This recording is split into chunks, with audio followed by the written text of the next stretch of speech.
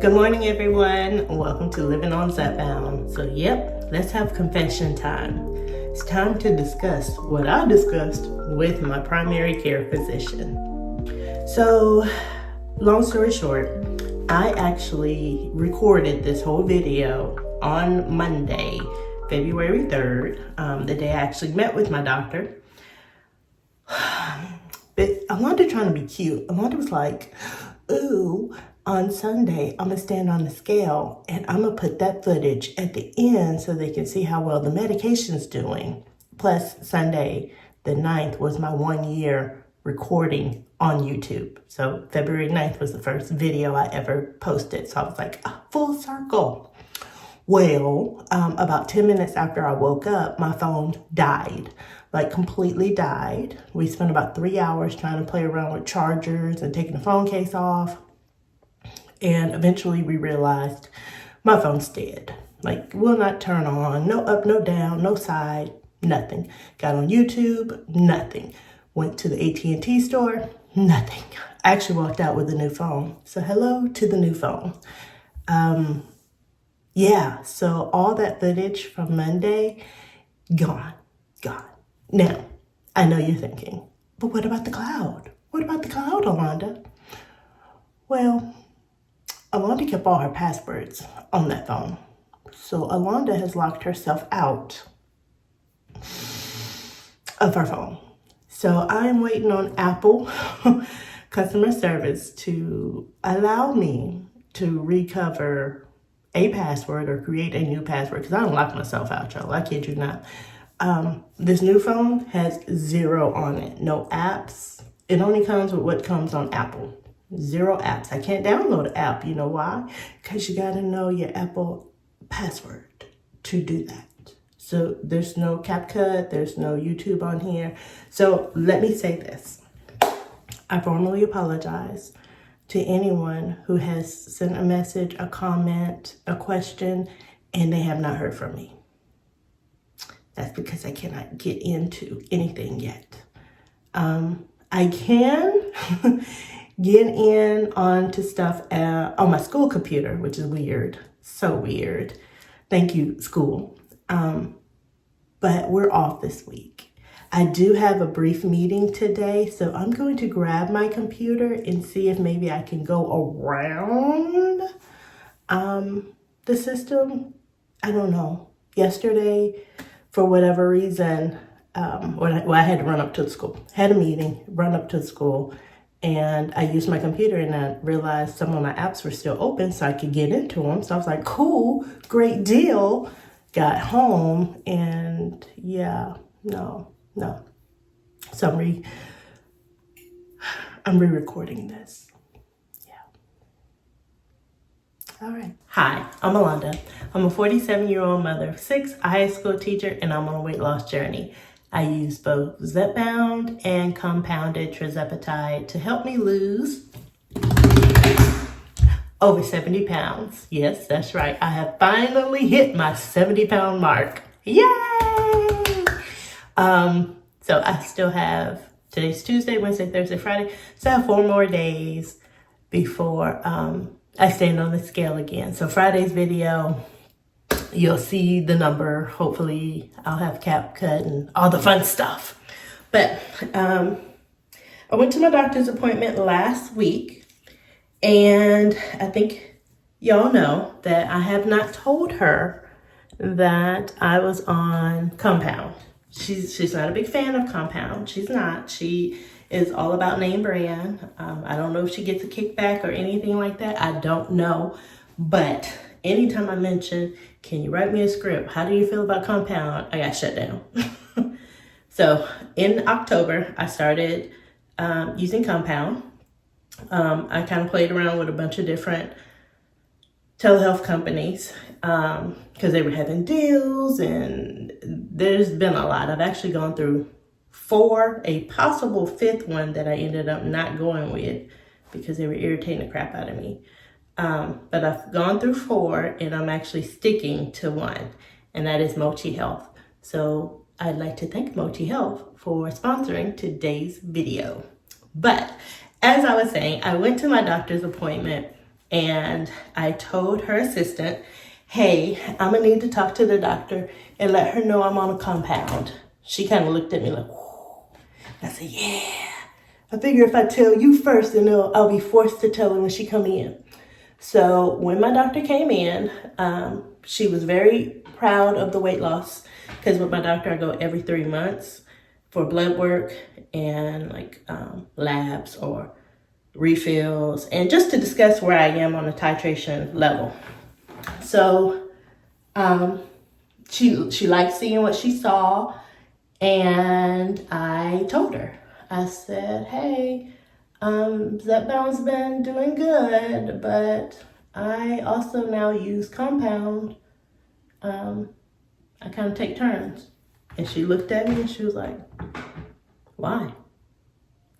I tell you, that's the second time she's looked at me and asked me that question in our whole 15-year span of working together. 15 years, I'm loyal. You treat me right, I treat you right. We friends to the end. Ask anybody, even some of my middle school friends. You treat me right, I treat you right. We down to the end. Shoot, even my exes, but that's a whole different story. So she asked me, she was like, why? And so I told her, I said, well, October, my kids had school, I had applications, I had this, I had that, and then we had the holidays, and we just had everything going on, and $550 a month just wasn't working with my budget. Like, lady, I can't keep doing $550. And I didn't want to stop because my health is more important. Yes, I have to say that to myself. My health is more important. So if I have to sacrifice, I have to sacrifice. If I have to negotiate and bend corners, then that's what I'm doing. And so that's what I did. Now, she did start asking me a ton of questions. Who, what, when, where, why. She wrote down some stuff in my chart. She wanted to know if I felt a difference, if I saw a difference. She was very thorough. I'm in Houston and it's raining today. And I know I'm about to go out here and the humidity is about to hit my hair. So I'm trying to pre-treat it, tell it, hey, this is what we need to do it right. So it'll be done. So excuse me for doing my hair with y'all. But yeah, she asked a ton of questions. Who, what, when, where, why. I told her all the telehealth companies. She wanted to know if I noticed the difference between the telehealth companies. I mean, my girl was thorough. She was all in the business. And when everything was said and done, she was like, well, all right, what do you want to do? Do you want to still get a refill on Zepbound? Or do you want to just stay with the compound? And I said, no, we can stay on Zepbound as far as giving the orders. And she agreed because she said, yeah, at some point, if you start losing too much weight, even though my insurance is not covering it right now, my insurance is like, no. But it can make it harder when we run into a factor where it can be covered. So now at this point, she and I have been in that room like 25 minutes. I kid you not. Appointment was at 3. I walked back there maybe 3:10. She came about 3:15, and my appointment lasted till 4 o'clock.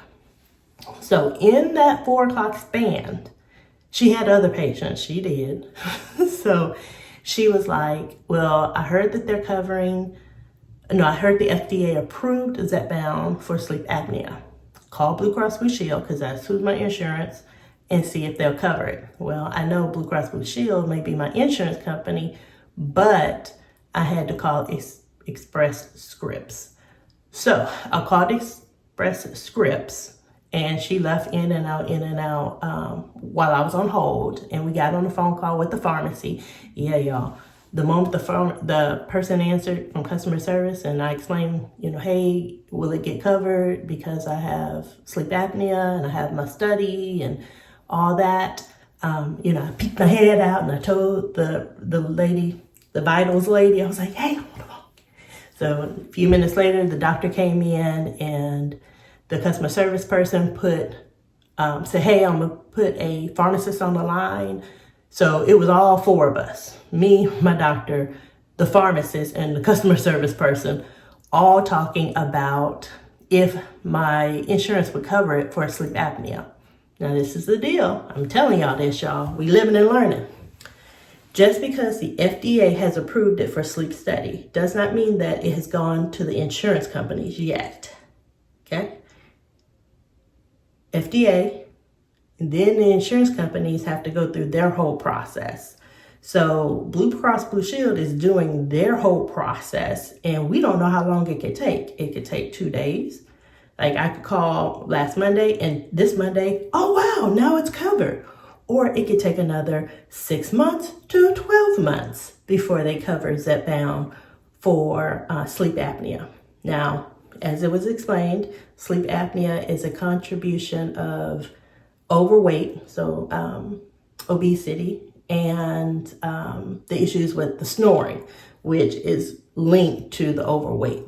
Now, yes, you can be a skinny mini and still have sleep apnea. I know that, but I don't know how that works.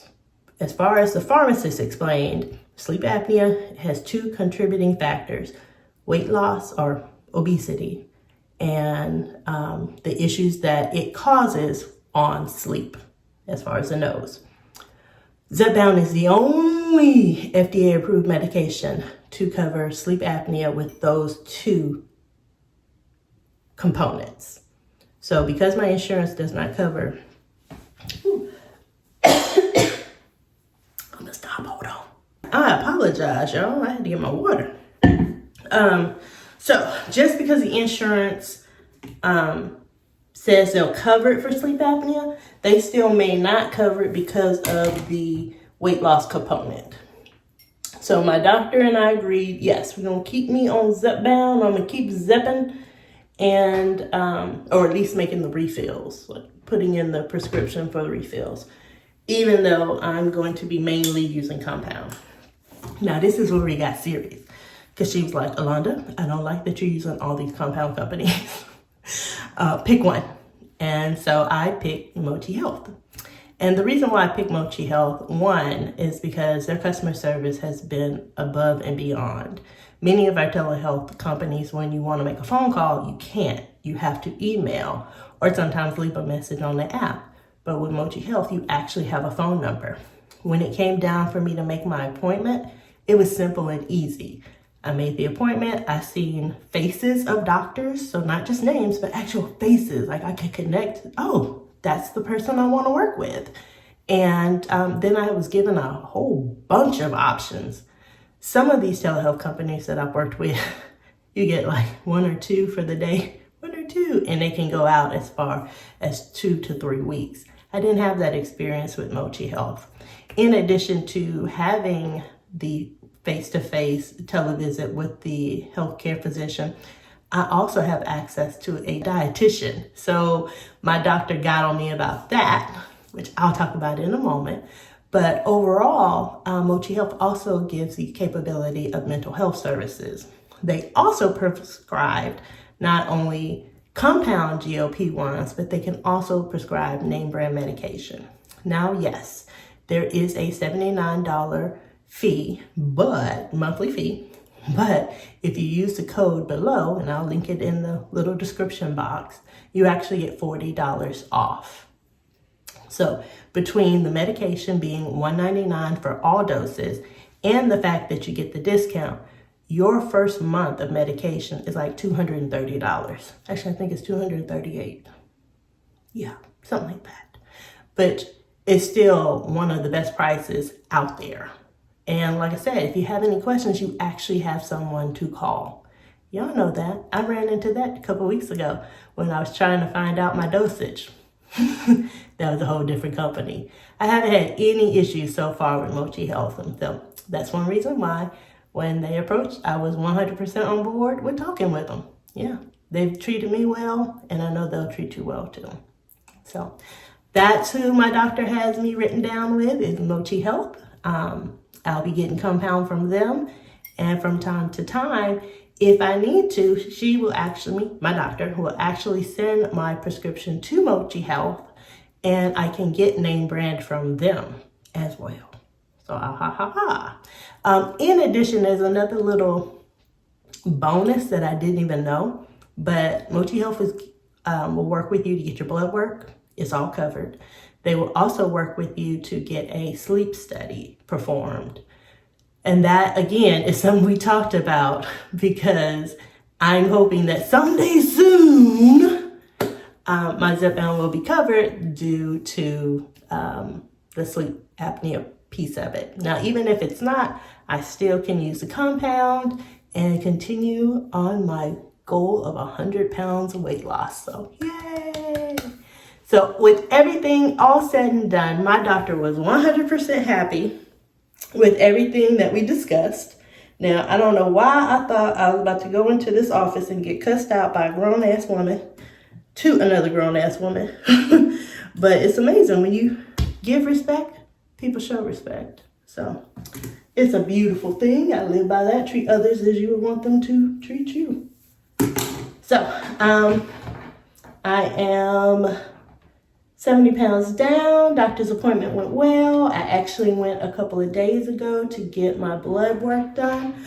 But guess what? I don't know what it says because I don't have access to the app to see my results. Yeah. So I don't know what the outcome of the blood work is because I can't actually see my labs. In addition, what else? So mine went well. Zepping is zepping. Compound is compounding. I'm loving me some Mochi Health. And, okay, so on January 31st, my son, who has ADHD, had a doctor's appointment. And I think y'all remember me many, many moons ago. I told you that I was concerned that he had food noise. And, you know, when you know better, you do better. And his doctor said, and this was August, if y'all recall. It was August. She was like, give me a chance to do some research. And when I see you in August, we'll discuss it. And I was like, all right, cool. Well, or when she sees me in January, we discuss it. Well, it was January. So we went and she was like, okay, Alonda, I am not going to tell you some big revelation because there is none. Now, my son is part of a medical group for children here in Texas. It's one of the largest ones in Texas. And so they have a host of network of doctors. And with that being said, she reached out to many of them to find out, hey, we have quite a few parents who are concerned about food noise because that term is now being used frequently. I love it. I love it. And many of the same suggestions were the things we already know. Now, because he is so young, they don't want to put him on a GLP-1, even though he a biggin. My baby a biggin. He what I like to call, he homegrown. I breastfed for the first year.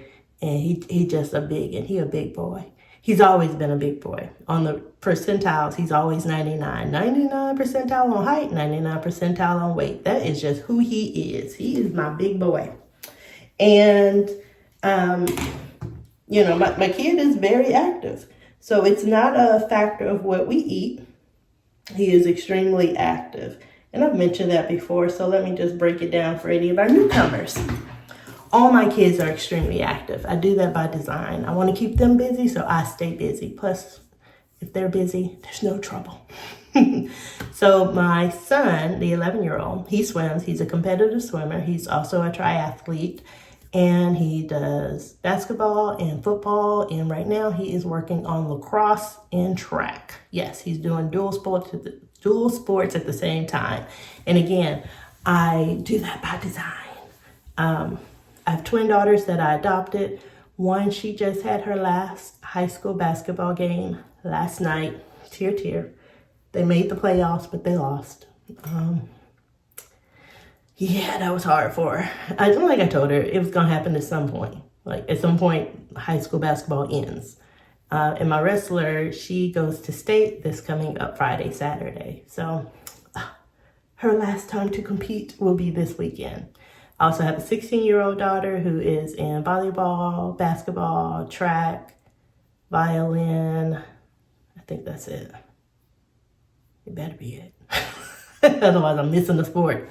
But my kids stay extremely active. When they come home, at least 4 days out of 7, they are running a mile, if not running 2 miles, and they're doing some type of training for their sport. So either out in the backyard, shooting some hoops, taking the volleyball and hitting it back against the house. My son, I try to throw the ball with him. It's not great, but he catches it. So, hey, there we go. But he also swims. And at least 3 days out of the week, he's at swim from 6:30 to 8 o'clock. Yeah, swimming. And I'm talking about laps, y'all. Laps, not doggy paddling, turtle swim. No, like laps. So his doctor and I know that his metabolism is high, that he's extremely active. He's constantly hydrated, constantly. I like his mama, I'm slipping. But if you walk in the kitchen and he's upstairs and he hears that refrigerator, he leans over and he's like, "What you getting? What you gonna eat?" He could have ate 30 minutes prior, but he wants to now know what you're eating. So that goes back to the food noise. So, issue of having him drink more water, he drinks plenty. Putting him on a schedule, guess what? He's at a school where they have a schedule. And his school actually pays a crazy amount of money to bring in a dietitian and a nutritionist to plan the school year meals to make sure that they're meeting all standards. Like, we cannot bring in snacks. We cannot bring in lunch. The only time we can bring in a lunch is if they have an early dismissal and he has to stay after. So if they dismiss at noon and I can't get to him until 3, then he can bring a PB&J and some chips or something along that line. But any other time, his school is providing breakfast, snack, and lunch. So it's not a matter of what he's eating. It's just food noise. And so the one suggestion, other than increased body movement, which he already has, I mean, it's all tracked, is to do 2 things. One, whenever he thinks he's hungry, then we write down, mess it up. First one, track his food. Not when he's at school, but once he gets home. Like, hey, your home is now, if he gets home at 5:30, it's now 5:30. You're going to eat a snack before you go to swim. So we have a snack. If you come home, it's not even really the weekday. It's the weekend. That's the issue. But to write it down so we can track and so he can literally see, hey, you ate 30 minutes ago. You ate 30 minutes ago. You're really hungry? Probably not. Drink some water. And hopefully that will help train his mind to know, hey, you just ate. So kind of like the tracking everybody keeps harping about. Track your food, track your food. I just never would have thought an 11-year-old would need to track his food. But on the weekends, that's what we are going to be doing. We just programmed his phone and his Fitbit so he can know what time, and be able to write everything on the little journal we got him. Like, hey, I actually ate at 11 o'clock. It is now 12:15. I'm probably not hungry just because somebody else is now eating lunch. Eating lunch is the one thing we just kind of spurse around with. Breakfast and dinner we tend to do as a family. So yeah, they're not going to put him on the GLP-1. And to be honest, he doesn't need it. Or at least in my book and according to his pediatrician, he doesn't need it. But we do want to keep track of what's going on with them. Like I said, when you know better, you do better. And I know the signs of food noise. And I don't want him to, continue to just eat because it's a matter of convenience. And then 10 years down the road, he's now on a GLP-1. I don't want that for him. Because like I told my twins, at some point you stop working out. It's just a matter of fact. Yeah. I graduated high school and college. I worked out. And then after I had my first son, it was hard. And then when I tried to get back into working out, the consistency just wasn't there. So, yeah. that's where we went. So had the appointment. No new news as far as me. Oh yes, I do have new news. New news.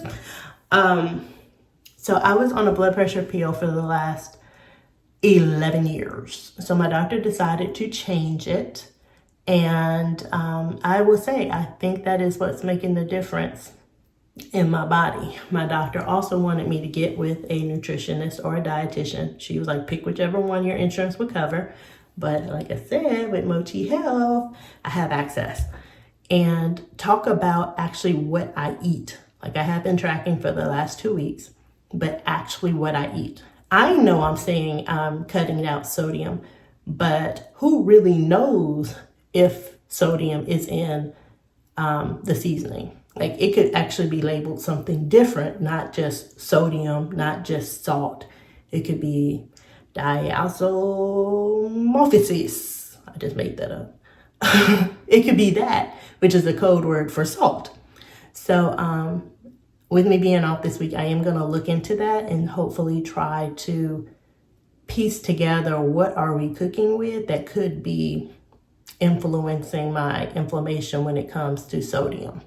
So yeah, but my new blood pressure seems to really be working. I'm past the 70 mark, y'all.